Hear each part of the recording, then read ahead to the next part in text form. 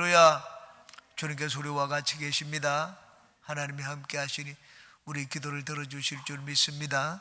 오늘은 사도행전 16장 27절에서 34절까지의 말씀 같이 보시겠습니다.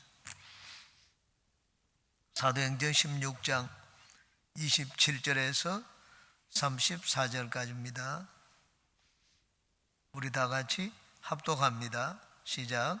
간수가 자다가 깨어 옥문들이 열린 것을 보고 죄수들이 도망한 줄 생각하고 칼을 빼어 자격하려 들거늘 바울이 크게 소리질러 이르되 내 몸을 상하지 말라, 우리가 다 여기 있노라 하니 간수가 등불을 달라고 하며 뒤에 들어가 무서워 떨며 바울과 실라 앞에 엎드리고 그들을 데리고 나가 이르되 선생들이여, 내가 어떻게 하여야 구원을 받으리까 하거늘 이르되 주 예수를 믿어라, 그리하면 너와 내 집이 구원을 받으리라 하고 주의 말씀을 그 사람과 그 집에 있는 모든 사람에게 전하더라. 그 밤 그 시각에 간수가 그들을 데려다가 그 맞은 자리를 씻어주고 자기와 그 온 가족이 다 침례를 받은 후 그들을 데리고 자기 집에 올라가서 음식을 차려주고 그와 그 온 집안이 하나님을 믿음으로 크게 기뻐하니라. 아멘. 오늘은 가족구원 세 번째 시간입니다. 간수와 그 집의 구원에 대해서 같이 살펴보고 은혜를 나누겠습니다. 이 간수와 이 집안의 구원은 우리에게 구원의 개별성과 공동체성을 대한 질문을 갖게 만듭니다. 우리는 구원은 개인적인 것이다, 개별적인 것이다. 누구든지 내가 예수님을 믿으면 누구든지 구원받는다, 그렇게 알고 있습니다. 그런데 주 예수를 믿으면 너와 내 집이 구원을 받으리라, 공동체적인 구원을 얘기하는 것처럼 보입니다. 과연 내가 믿으면 우리 집안 사람들이 다 구원을 받게 됩니까? 구원의 공동체성에 대해서 구약은 우리한테 많이 말씀을 하고 있습니다. 십계명에도 보면 하나님을 잘 믿으면 자손 천대가 복을 받는다고 했습니다. 내 한 사람 때문에 우리 가문 전체가 복을 받는 것을 말합니다. 내가 하나님에 대해서 이 심판을 받게 되면 자손 3, 4대가 심판을 받을 것이다, 벌을 받을 것이라고 말씀을 합니다. 구약의 복은 민족적이고 공동체적인 것을 우리에게 보여줍니다. 아브라함을 하나님이 복 주실 때 내가 너와 언약을 맺고 내 몸에서 나오는, 허리에서 나오는 내 자손들과 또한 언약을 맺을 것이다. 아직까지 그들이 하나님을 믿는지 안 믿는지 결정되지 않았습니다. 그런데도 하나님은 아브라함의 민족에게 복을 주시겠다고 말씀을 하셨습니다. 신명기 28장 1절입니다. 네가 내 하나님 야훼의 말씀을 삼가 듣고 내가 오늘 네게 명령하는 그의 모든 명령을 지켜 행하면 내 하나님 야훼께서 너를 세계 모든 민족 위에 뛰어나게 하실 것이요, 하나님이 이스라엘을 복 주실 때 민족적인 복을 약속을 하셨습니다. 하나님을 잘 믿으면 민족 전체가 복을 받을 것이라고 말씀을 하셨습니다. 우리나라도 마찬가지입니다. 우리나라에 태어나게 되면 예수님을 믿는 것이 쉽습니다. 북한 사회에 태어나면 예수님을 믿는 것이 심히 어렵습니다. 이슬람 세계에 태어나면 예수님을 믿을 수가 없습니다. 미국 같은 나라에 태어나면 예수님을 믿는 것이 좋습니다. 왜냐하면 그 나라는 민족적으로 복을 받고 국가적으로 복을 받은 나라이기 때문입니다. 구원은 개별적이라고 해서 어디서든지 다 예수님을 믿을 수 있는 그런 환경 속에 우리가 사는 것이 아닙니다. 내가 복을 받으면 내와 관계되어 있는 우리 가족들, 집안이 공동체적으로 복을 받는다. 이게 구약이 우리에게 보여주는 사상입니다. 그런데 유다 나라가 망했습니다. 이스라엘도 망하고 유다 나라도 망하고 이스라엘이 바벨론의 포로로 잡혀갔습니다. 그때 하나님은 에스겔 선지자를 통하여 우리에게 말씀을 하셨습니다. 이제 나는 부모의 죄를 자식에게 묻지 않겠다고 했습니다. 부모는 부모가 잘못하면 부모의 잘못으로 죽고, 자식이 만약에 의로우면 부모가 어떤 죄를 지었을지라도 자식의 의로움으로, 개인의 의로움으로 살게 될 것이라 그렇게 말씀을 했습니다. 부모가 잘했을지라도 부모는 부모대로 자기의 행위대로 살고 자녀는 자기의 행위대로 악을 행했으면 심판을 받을 것이라고 말씀을 했습니다. 예수님 당시에 제자들과 함께 걸어갈 때 길가에 한 소경이 앉아있는 것을 보았습니다. 제자들이 물었습니다. 왜냐하면 당시에 이런 이야기도 있고 저런 이야기도 있었기 때문입니다. 선생님이요, 저 소경에 소경된 것이 누구 죄 때문입니까? 부모의 죄입니까? 본인의 죄입니까? 부모의 죄가 이 공동체적으로 물려져서 자식이 벌을 받는 것이 아닙니까? 아니면 본인이 죄를 지었기 때문에 보지 못하게 되었습니까? 예수님은 이것도 저것도 아니라고 말씀을 하셨습니다. 그를 통해 하나님의 영광을 나타내기 위해서 그가 장님으로 있는 것이라고 말씀을 했습니다. 제자들이 그런 질문을 한 것은 당시의 죄와 구원에 대한 개별성과 공동체적인 그런 이론들이 있었기 때문입니다. 오늘 여기 32절도 이렇게도 볼 수가 있고 저렇게도 볼 수가 있습니다. 주 예수를 믿어라, 그리하면 너와 내 집이, 공동체적으로 온 집안이 구원을 받을 것이다. 이것은 과연 구원의 공동체성을 말하는 것입니까? 내가 예수님을 믿으면 우리 가족이 자동적으로 구원을 받습니까? 내가 믿으면 그렇게 신경 쓰지 않아도 하나님이 다 구원하십니까? 오늘은 여기 가족 구원에 대해서, 구원의 개별성과 공동체성에 대해서 같이 살펴보고 언어를 나누겠습니다. 첫 번째, 구원은 개별적이고 개인적인 것입니다. 구원은 개별적이고 개인적인 것입니다. 주 예수를 믿으면 너와 내 집이 구원을 받으리라 하는 말은, 내가 예수님을 믿으면 우리 가정이, 집안이 그냥 내가 그렇게 신경 쓰지 않아도 다 구원을 받는다. 내가 부모가 예수님을 믿으면 자녀는 같이 하늘나라 간다. 그것을 보여주는 것이 아닙니다. 구약에 기생 라합의 사건이 있습니다. 여리고가 무너질 때 두 명의 정탐꾼이 여리고를 정탐하러 갔습니다. 그리고는 이 사람들이 잡으러 올 때 기생 라합이 이 두 정탐꾼을 숨겨두었습니다. 그러고는 나중에 말하기를, 나중에 당신들이 반드시 우리 여리고를 무너뜨릴 것을 아는데 그때 나와 우리 집안, 내 형제 자매, 우리 친척들을 다 구원해 달라고 했습니다. 우리 아버지하고 어머니하고.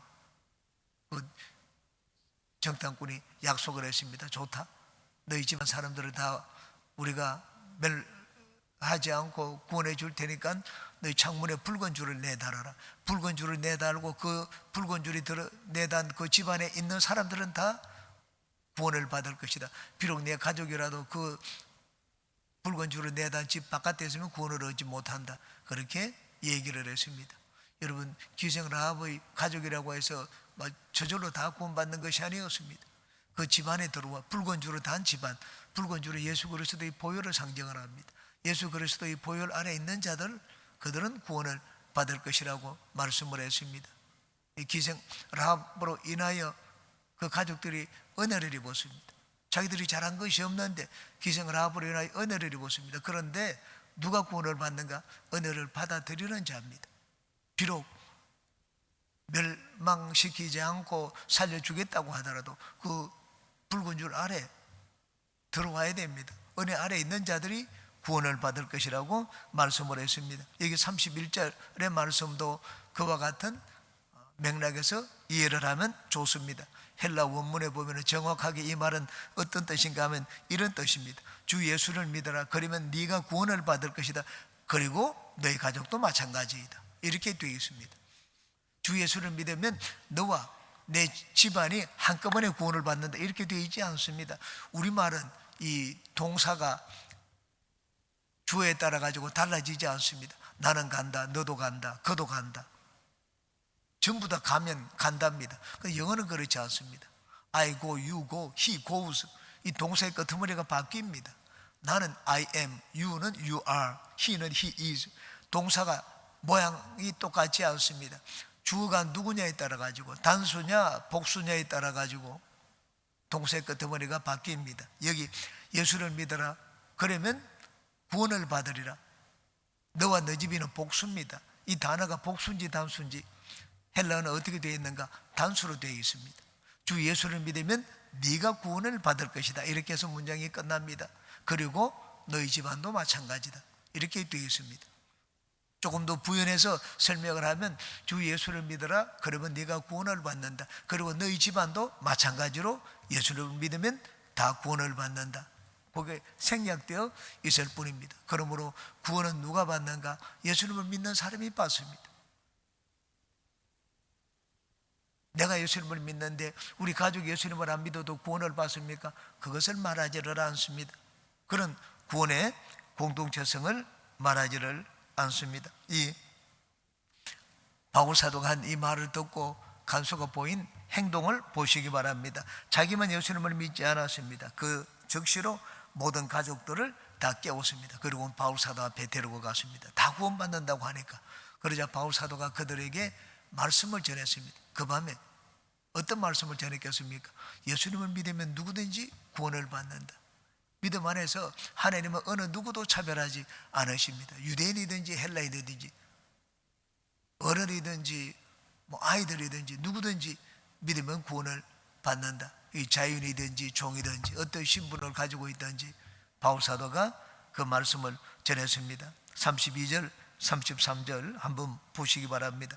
주의 말씀을 그 사람과 그 집에 있는 모든 사람에게 전하더라. 그 밤 그 시각에 간수가 그들을 데려다가 그 맞은 자리를 씻어주고 자기와 그 온 가족이 다 침례를 받은 후 그 다음 이제 34절을 보시기 바랍니다. 구원이 개별적인 것임을 보여주는 결정적인 구절입니다. 그들을 데리고 자기 집에 올라가서 음식을 차려 먹고 그와 온 집안이 하나님을 믿음으로 크게 기뻐하니라. 간수만 믿지 않았습니다. 그도 믿고 온 집안이 하나님을 믿음으로 라고 말씀을 했습니다. 주 예수를 믿어라. 그래야만 너와 내 집이 구원을 받는다고 했습니다. 너 혼자 믿으면 온 가족이 구원받는다고 했으면 집안 사람들을 깨울 필요가 없을 것입니다.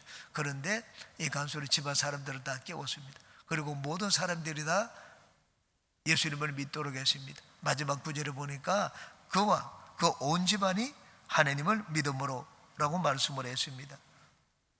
침례를 누가 받았습니까? 이 간수만 침례를 받지 않았습니다. 앞에 보니까 자기와 그 온 가족이 다 침례를 받은 후, 침례는 예수님을 믿는다는 증거로 보이는 것입니다. 내 마음에 사람이 마음으로 믿고 의외로 입으로 시인해서 구원을 받는다고 했습니다. 오늘날은 우리가 입으로 시인을 합니다. 예수님을 나는 구주로 믿습니다. 이 당시 초대교회 때는 예수님을 내가 마음에 믿으면 그것을 입으로 시인하기보다 행동으로 시인을 했습니다. 그것이 침례였습니다. 내 속에 있는 믿음을 행동으로 보인 것이 침례입니다. 그러므로 이들이 다 침례를 받았다는 말은 이들이 한 사람 한 사람 다 믿었다는 말입니다. 주 예수님을 믿으면 너도 구원받고 너희 가정도 마찬가지로 구원을 받는다. 그렇게 말씀을 했습니다. 그러면 이제 내가 예수님을 잘 믿으면 우리 자녀들은 걱정하지 않아도 됩니까? 자녀들에 대해서 그렇게 신경 쓸 겨를이 없어가지고 그냥 내버려둬도 됩니까? 결코 그렇지 않습니다. 하나님이 내가 구원을 받으면 우리 가정은 특별한 은혜를 입습니다. 미국은 예수님을 믿는 나라이기 때문에 국가적으로 기독교 국가이기 때문에 그 나라에 태어나면 예수님을 믿기가 쉽습니다. 그런 교회를 쉽게 없습니다. 여기 가도 교회고 저기 가도 교회고 어디든지 교회를 볼 수가 있습니다. 일본 같은 나라에 태어나면 예수님을 믿기 어렵습니다.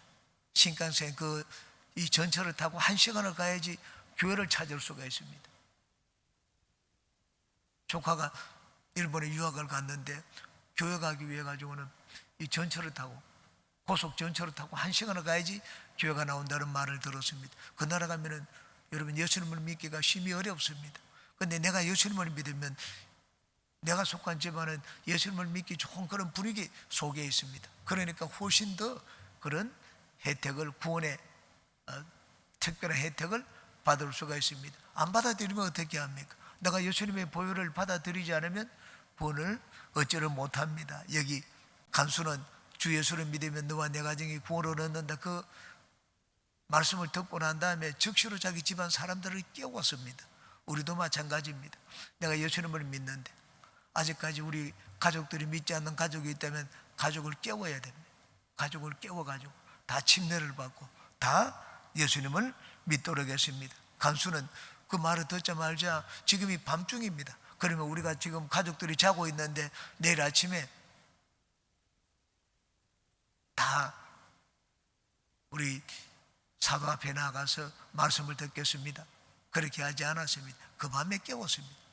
보라, 지금이 구원의 날이요 지금이 은혜 받을 만한 때라고 말씀을 했습니다.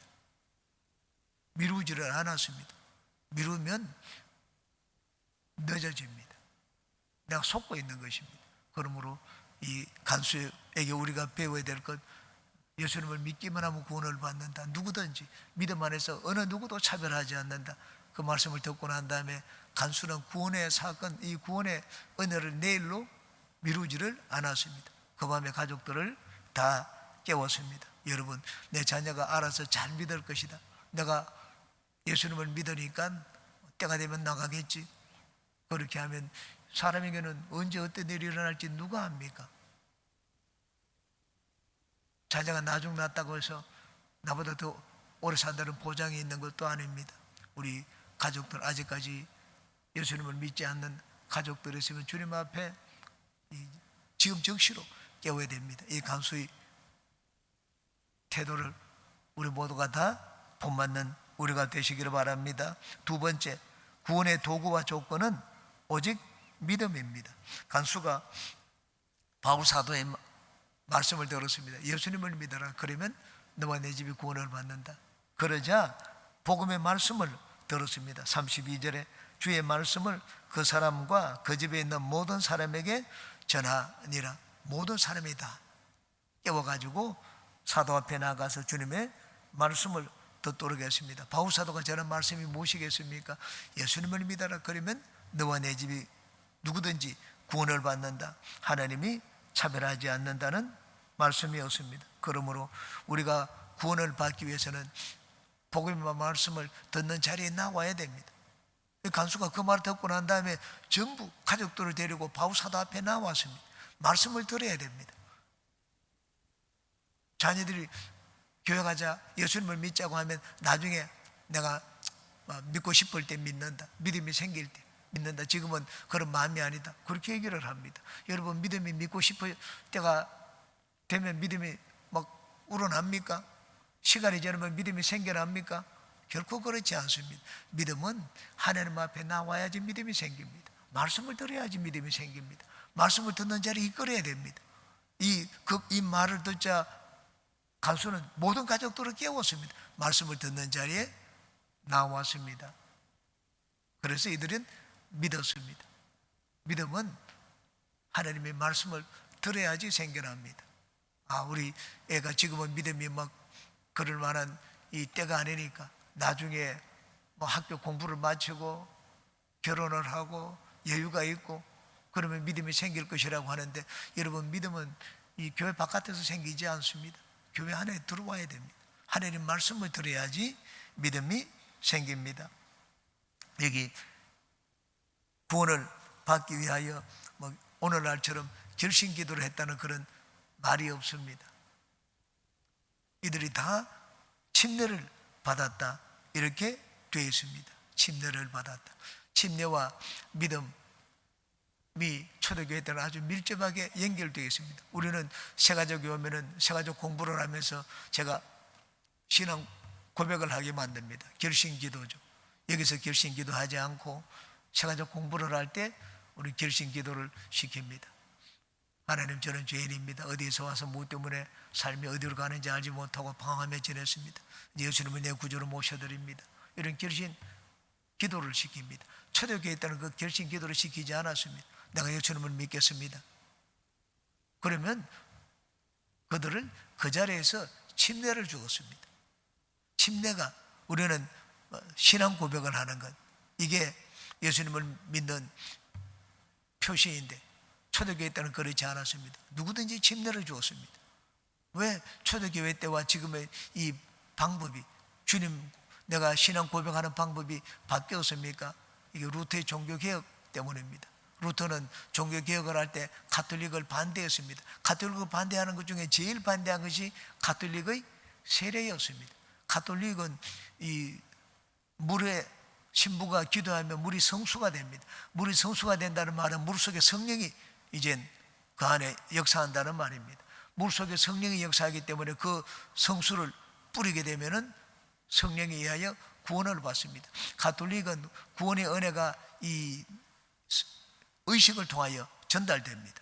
의식을 통하여 구원의 은혜가 전달됩니다. 성찬 의식을 통하여 하나님의 이 우리를 매번 지키시는 은혜가 전달되고, 구원의 은혜는 이 성수를 뿌릴 때 전달되고, 의식을 통하여 은혜가 전달된다. 그래서 가톨릭이나 감리교 같은데 이런 교회를 이 의식적인 교회, 의식 교회라고 얘기를 합니다. 의식 교회는 의식을 통하여 은혜가 전달된다는 내용입니다. 그런데 루터가 거기에 대해서 반대를 했습니다. 어린아이가 뭐 예수님이 누구신지도 모르는데 그 뭐 물 뿌린다고 해서, 성수 뿌린다고 해서 구원받느냐? 그렇지 않다. 본인이 자기의 이 인간의 의지로, 이성으로 깨닫고 인간의 의지로 예수님을 구주로 고백해야지. 고백주의입니다. 고백해야지 구원을 받는다 주장을 했습니다. 우리 개신교는 루터의 가르침을 따르기 때문에 오직 믿음을 강조합니다. 세례에 대해서 반대해서 믿음이라는 걸 내세웠습니다. 그래서 우리 개신교, 특히 루터는 세례와 믿음을 아주 멀리 떨어뜨려 놓았습니다. 세례와 믿음은 결코 같은 것이 아니다. 세례로는 아니다. 믿음으로 구원받는다. 세례와 믿음을 완전히 별개인 것처럼 떨어뜨려 놓았습니다. 그런데 초대교회는 어떤가? 세례와 믿음이 어마어마하게 가깝습니다. 믿는다 그러면 세례를 받도록 했습니다. 나중에 이게 어떻게 되었는가? 세례를 받으면 자동으로 믿음이 생긴다고 했습니다. 세례와 믿음은 같은 것이라고 했습니다. 그래서 초대교회는 세례와 믿음은 별개지만 가깝게 있었습니다. 마음으로 내가 예수님을 믿으면 이 침례를 받도록 했습니다. 그런데 루터의 종교 개혁으로 말미암아, 루터의 주장으로 말미암아 세례와 믿음, 침례와 믿음이 떨어지게 되었습니다. 어린아이 때 세례받은 것 무효라고 했습니다. 그래서 루터는 종교 개혁을 할 때 어릴 때 유아 세례 받은 자들은 전부 다 다시 고백을 하도록 했습니다. 예수님을 구주로 고백하도록 만들었습니다. 고백해야지 구원을 얻는 것이라고 말을 했습니다. 여기 초대교회 때는 신앙 고백을 하지를 않았습니다. 침례를 받았습니다. 오늘날 우리는 예수님을 구주로 받아들일 때 내 믿으면은 신앙 고백하게 만듭니다. 그런데 초대교회 때는 그렇게 하지 않았습니다. 예수님을 구주로 내가 믿으면은 침례를 받도록 만들었습니다. 침례는 내가 예수님을 믿습니다 하는 내적 믿음의 외적 표현이었습니다. 비유를 들어서 말씀드리면 이렇습니다. 결혼을 비유로 들어서 말씀드리면 이 두 남녀가 이젠 서로가 맹세를 했습니다. 우리 같이 살자, 부부가 되자. 이렇게 맹세를 하고 함께 삽니다. 그러면 두 사람은 부부입니다. 그런데 두 사람이 서로가 사랑하고 둘이 같이 맹세를 하면 부부가 됩니다. 그런데 오늘날은 그렇지 않습니다. 부부가 되면 부부가 되었다는 것을 세상에 알립니다. 가까운 사람들을 모여가지고 이제 우리가 부부가 되었습니다. 같이 삽니다. 결혼식을 올립니다. 식을 올리지 않으면 부부가 아닙니까? 식을 올리지 않아도 두 사람이 서로가 언약을 하면 부부가 됩니다. 그런데 관습적으로 부부가 되었다는 것을 세상에 알리고 결혼 반지를 교환하고 이렇게 해서 부부가 된 것을 보입니다. 침례는 결혼식을 올리는 것과 같습니다. 내가 예수님을 마음으로 믿습니다. 그것이면 구원을 얻는 데 충분합니다. 예수님을 믿으면 침례 받지 않아도 구원받는 데 충분합니다. 그런데 예수님을 믿으면 이제 난 예수님을 믿는 표시를 보이라고 했습니다. 그것이 바로 침례입니다. 결혼식을 올리는 것과 같습니다. 그러므로 구원과 믿음과 침례를 요약하면 이렇습니다. 첫 번째, 구원을 받는데 필요한 것은 오직 믿음입니다. 그 다음 두 번째, 침례는 내가 예수님 믿는다는 것을 보이는 것입니다. 세상에다 보이고 우리 교회 형제들에게도 보이고 그리고 하나님 앞에 내가 이제는 예수님을 믿고 예수님처럼 살겠습니다 하는 걸 보이는 행위입니다. 그리고 침례 그 자체는 구원의 도구가 아닙니다. 구원의 능력이 있는 것도 아닙니다. 성수를 뿌리면 자동으로 구원받는 것이 아닙니다. 침례는 하나의 의식입니다. 내가 예수님 같이 생활하고 예수님처럼 살겠습니다 하는 것을 보이는 의식입니다. 침례 그 자체에는 구원의 효력이 있는 것이 아닙니다. 그 다음에 이제 마지막 세 번째 짧게 말씀드립니다. 가족 구원을 기뻐하는 마음을 가져야 됩니다. 이 간수는 자기와 온 집안이 예수님을 믿는 것을 보고 크게 기뻐했더라고 했습니다. 34절입니다. 그들을 데리고 자기 집에 올라가서 음식을 차려주고 그와 온 집안이 하나님을 믿음으로 크게 기뻐하니라. 크게 기뻐하니라. 여기 크게 기뻐하니라고 했는 것은 이 간수와 온 집안이 기뻐한 것이 아닙니다. 기뻐한 사람은 간수였습니다. 간수가 자기뿐만 아니라 자기 온 집안이 믿는 것을 보고 간수가 크게 기뻐했습니다. 너무 기뻤습니다. 온 집안이 예수님을 믿는 것을 보고 그래서 잔치를 벌였습니다. 밤중인데 음식을 차려가지고 다 불러가지고 구원의 말씀을 전해주고 침례를 베풀고 온 가족이 그 밤중인데 일어나서 막 눈을 부시고 일어나서 말씀을 듣고 그걸 했는데도 이 간수가 너무 기뻐했습니다. 밤에 다 상 차려오느라 그렇게 해서 극진하게 사도 일행을 대접을 했습니다. 이게 간수가 가진 이 태도입니다. 우리 가정의 신앙의 가장이 가져야 될 태도가 어떤 것인지를 보여주고 있습니다. 여러분 가족들이 다 예수님을 믿는 것 그것을 크게 기뻐했습니다. 그런 마음을 가져야 됩니다. 믿든지 안 믿든지 이 간수는 구원을 받는다고 하는데 이 하나님이 구원을 주신다고 하는데 자기 혼자만 믿을 수가 있습니까? 가족들을 다 깨웠습니다. 온 집안에 다 믿고 막 구원받은 걸 보고 너무 기뻐했습니다. 이게 진정한 사랑입니다. 맛있는 음식 해주는 것이 사랑이 아닙니다. 가족들이 다 같이 예수님을 믿는 걸 보고 그걸 기뻐하는 것 그것이 진정한 자녀들에 대한 사랑이고 가족들에 대한 사랑입니다. 우리는 다 다른 것 때문이 아니라 우리 자녀들이 예수님을 믿고 다 주님 앞에 나오는 그것을 기뻐하는 우리 믿음의 가장들이 다 되시기를 주님의 이름으로 축원합니다.